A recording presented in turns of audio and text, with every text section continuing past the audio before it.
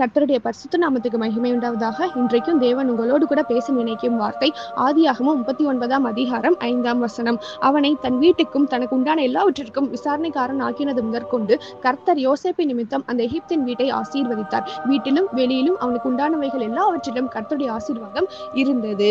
இங்கு யோசேப்பு நிமித்தம் தேவன் அந்த எகிப்தின் அதாவது போத்திபார் வீட்டை ஆசீர்வதிக்கிறதை நாம் பார்க்கிறோம். நம்முடைய வீட்டிலும் வேலை செய்கிற இடத்திலும் படிக்கிற இடத்திலும் அநேக ஜனம் ரட்சிக்கப்படாமல் இருக்கிறதை நாம் பார்க்கிறோம். ஆனால் நம்மை கொண்டு தேவன் அவர்களை ஆசீர்வதிக்கவும் ரட்சிக்கவும் விரும்புகிறார். எப்பொழுது நம் தேவனுக்கு பிரியமான பிள்ளைகளாக இருக்கும் பொழுது, நம் தேவனுக்கு கீழ்ப்படுகிற பிள்ளைகளாக நடக்கும் பொழுது, நாம் அபிஷேகத்தில் நிரம்பி தேவ சித்தத்தை நிறைவேற்றுகிற பிள்ளைகளாக இருக்கும் பொழுது, ஆவியில் அனல் கொண்டு ஜெபிக்கிற பிள்ளைகளாக இருக்கும் பொழுது, தேவன் நம்மையும் நம்மை கொண்டு எல்லாரையும் ஆசீர்வதிக்கவும் ரட்சிக்கவும் வல்லமை உள்ளவராய் இருக்கிறார். நாம் அநேக ஆத்துமாக்களை ஆதாயப்படுத்த தேவன் நம்மை எடுத்து பயன்படுத்துவாராக. ஆமென். God bless you.